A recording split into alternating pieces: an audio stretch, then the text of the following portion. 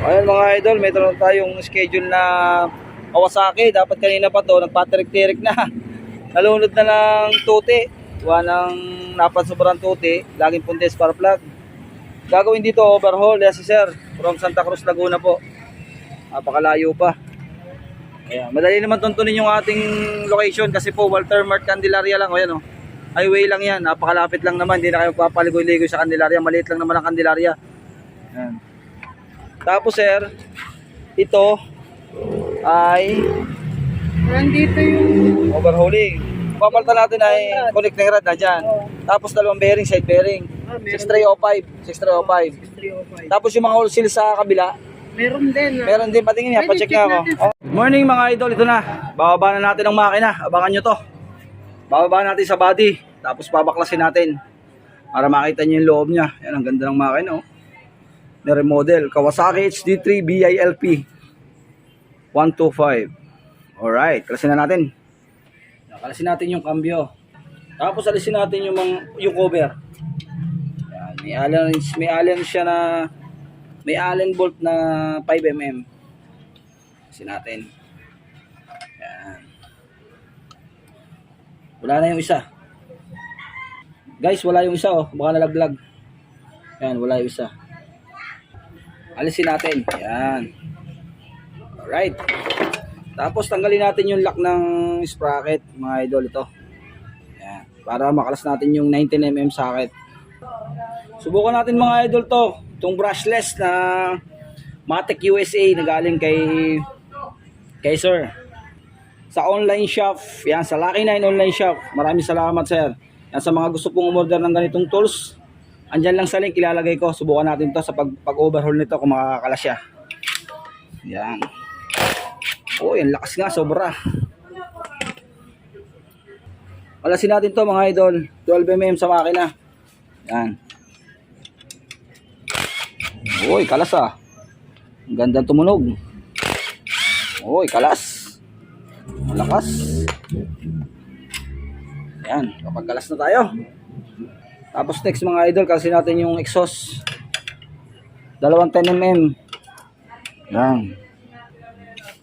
Kalasin natin ito.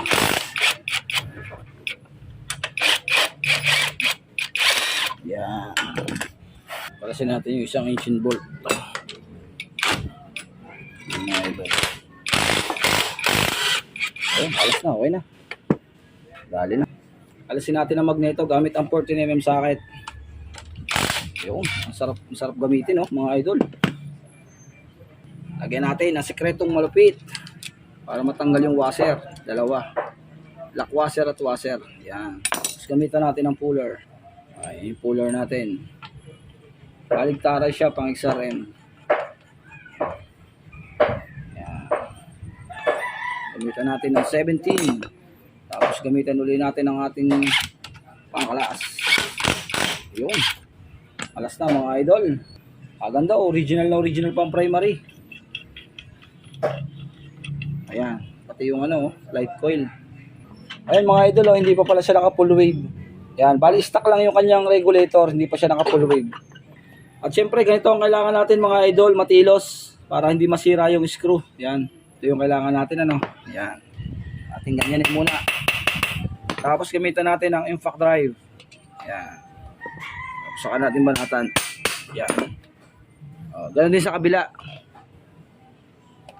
Yan. Yung isa nga lang medyo bilog na. Pero subukan natin.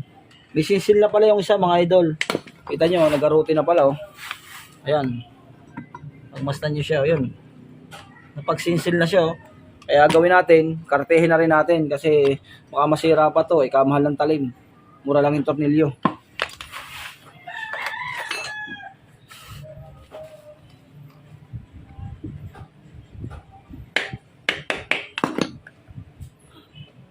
Okay na. Nakalas na.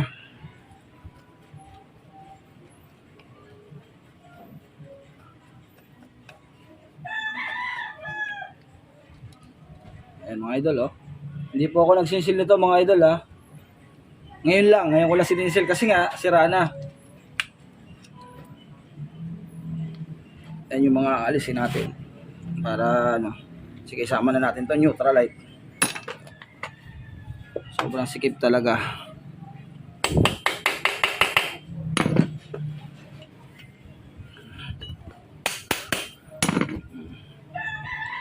Sa kabila.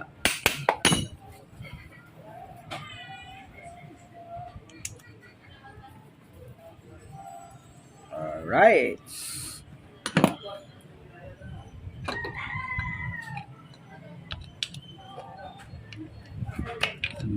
Hey! Tanggalin natin, lagyan natin sa tabi. Ayun mga idol, nakalas ko na yung cylinder head. Ngayon naman black. Gamit naman tayo ng kakalasin natin yung apat na 12mm nut. Kaya banatan na natin. Yan mga idol. Kalasin natin. Pati po yung pin, no? May tama yung pin, no? Tama din yung pin. Yan. Pin bearing. Meron na rin. Tapos yung black, ito ay pansamantala lang. Meron siyang bagong black na ilalagay natin. Kaya pinalagay ko muna yung luma para makapunta lang dito si sir para hindi masira yung bagong black niya. Ano, kalasin na uli natin. Connecting rin talaga yung pinaka-issue nito. Alisin natin yung plate ng ulusil ng magneto. Yan.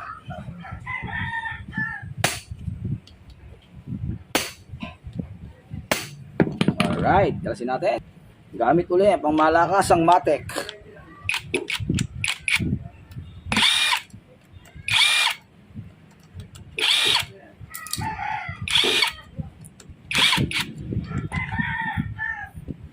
Alright. Ito. Tanggalin natin yung lock ng cambio mga idol. Ito yung lock ng cambio niya. Yan. Ayan. Tanggalin natin yung kicker. Ayan. Puro Allen bolt siya. Palasin natin mga idol. Clip muna natin dito.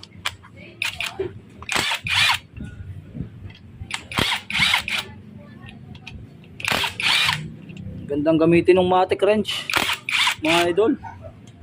Order na kayo ng ganito sa Shopee. Yan, o sa Facebook page si sir. Talagay ko yung sa link. Kung gusto kong order ng ganito, malakas ang bali brushless siya, brushless. Lucky 9 online shop mga idol. Yan. Alright. Alasin natin yung cover. Tapos yung clutch release, kailangan ay hindi malalaglag para hindi mangalat. Kasi meron yan dito, ito. May push rod dyan, tapos meron din yung bulitas dyan. Ayan. Clutch release. Ang tawagin. Tapos ito. Tanggalin natin kung tawagin natin ay clutch bearing. Pang kapit. Tanggalin natin to. Ito mga idol. Ayan. Tanggalin natin ang clutch housing gamit ang 19mm socket. Kaya niyang kalasin mga idol, malakas. Ayan. Tapos itong pinion, kakalasin din natin mga idol.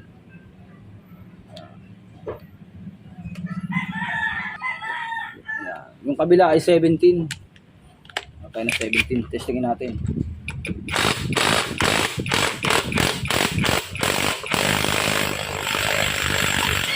Mga idol, kaya. Malakas din, kayang-kaya talaga. Ayan, oh. Malakas. Pero wala na yung washer niya. Wala kasi may washer ko dito eh. Pero okay lang. Dahil ito naman ay sa bomba lang ng langis para gumana dito. All pump din to. Pasawa nung ito.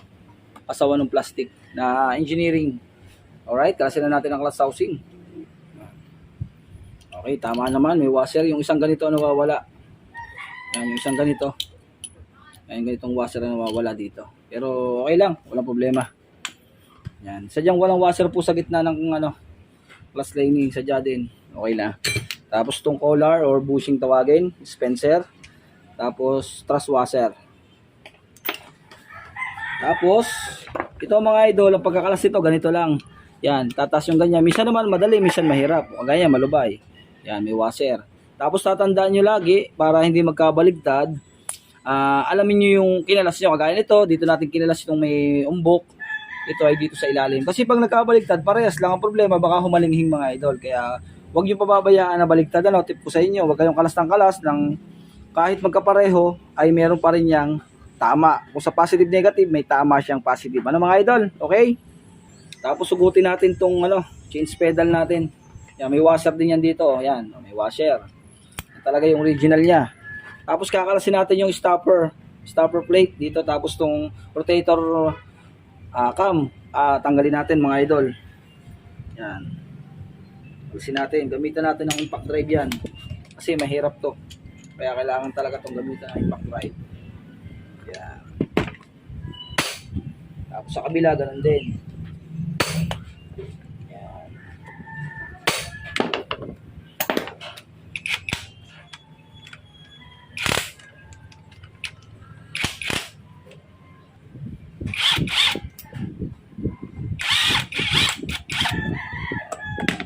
Ito mga idol, ito ay nakasaksak yan doon sa loob, naka-stopper siya. Kaya tuturo ko sa inyo yan pag binubuo natin. Kasi napakahalaga po nito. Yan. Ito din po, napakahalaga din po ng spring na to. Pag suko na to, ang cambio nyo, nagloloko-loko na. Minsan malambot. Kaya kailangan okay din itong mga idol yan. Daming pyesa ni Kawasaki. Oh. Yan. Tapos kalasin natin yung rotary plate para makita natin yung rotary valve sa loob.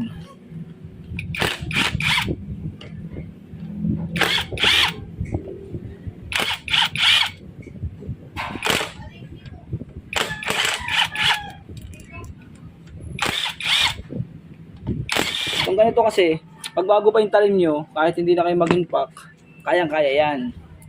Yan. Kasi maganda naman yung talim natin. Pero pagka luma na yung talim nyo, lalo na tabingin na, huwag yun ang gagamitan ng gano'n. Ano? Kasi hindi magkakagya, matigas na po yung mga o-ring. Oh. Yan. Pwedeng umusok na to sa, pag ating kinabit uli, uusok na siya.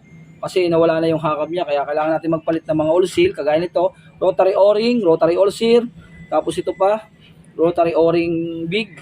Ito yung rotary o-ring big, small, tapos ito yung medium para lahat po set yan. Tapos yung o-ring dito. Pagka bumili kayo, set siya na nakain ng langis. Ipapalit talaga yan para magkaigi. Tapos ito po, may tamang timing din ang rotary natin. Ito yung rotary plate natin, yan. Mga gustong tumulin, tabasan, problema, matakaw sa gas. Alisin natin, yan. Meron din tong o-ring yan mga idol. Oh. Tanggalin natin. Yan, kita nyo, meron siyang diba? Kaya kailangan alam nyo yung mga sunod-sunod mga idol. Doon naman tayo sa kabila. Kasi magkakalas tayo itong mga tornilyo uli. Okay. I-forward na natin mga idol. Kalasin na natin ano. Ang pag-aangat naman mga idol, kung wala kayong puller, kung sakali. Kasi po sa mga kasa, tayo po minsan ay may mga ginagamit na special tools. Pero pagkakagaya po natin DIY sa mga bahay mekaniko na wala po tayo syempre pang madalian, tapos laging pang araw-araw na ginagawa, wala tayong improvise. Ito ang sekreto ng Kawasaki 125. Huwag yung papaluin dito kasi pwedeng malos trade. Ito, pagtatanggal magalit ang bearing. Ang sekreto po niyan mga idol ay pinapalo ang bearing kasi ang bearing naman ay papaltan ng bago. Pag pinalo nyo yan, matatanggal nyo na ang crankcase at iwan ang bearing sa crankshaft. Ano mga idol? Yan, ganyan lang ang sekreto. Yan. Kahit walang tagahawak mga idol, aangat na aangat yung crankcase nang hindi nyo na kailangan ng tagahawak. Yan. Ganyan lang ang sekreto. Yan. Tingnan nyo, mabuti. Kaunti na oh. Lubog na siya.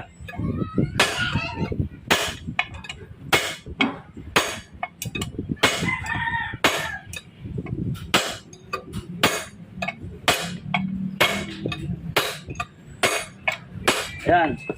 Kaunti na. Huwag kayong mag-alala kasi yung kabila niyan, may plate siya, matibay. Pero mas mabilis kung may naghahawak nitong nakataas na ganyan, mas lalaglag agad. Pero kung magaya nga natin, tayo lang, solo. Yan. Ganyan lang ang sikreto mga idol. Tiyagaan lang. Yan. Tiyagaan lang yan, o. Tingnan. Alas na. Ganyan lang kasimple po. Okay, mag-alala. Ang Kawasaki 125 ay heavy duty, hindi yan masisira. Yan o. Ganyan lang, o. Tingnan nyo. Alright. Kalasin na natin. Transmission. Para... Yan. Game. Yan yung transmission niya mga idol. Yan. Sa mga nagtatanong naman, bakit po nag-ahap ang cambio minsan, ito po yung lagi nasisira sa kanya sa Kawasaki to. Yan o. Nagagasgas siya. Kaya minsan nag-ahap po ang cambio. Yan, kumakagarkar. Yung port, nagagasgas. Galing natin ng kicker. Tapos, ganito natin. Yan, lagyan natin dito ng nut. Kasi, yun ang iahampas natin para makalas. Ayan na mga idol, nilagay ko na yung pinion sa kabila, yung pinaka oil pump niya, para maihampas natin sa kahoy. Ito mga idol, yung sira, yan o. Yan. Ito po yung papalitan. Connecting rod. Yan. Ito yung pinakasira. Yan. Tapos dalawang side bearing. Tapos nilinisin. Ano? Mga idol, sige. Abangan nyo yung part 2 nito. Yung mga hindi pa po nakaka-follow sa page ko, follow naman po. Tapos dun sa Lucky 9 online shop, follow kayo kay sir at order na kayo nung ganitong Matic Wrench USA. Okay mga idol, magandang gamitin sa panghanap buhay, sa pang pamilya. Pwede rin po sa bahay. Alam mga idol, God bless po. Pa-share na rin po ng video natin mga idol. God bless ulit.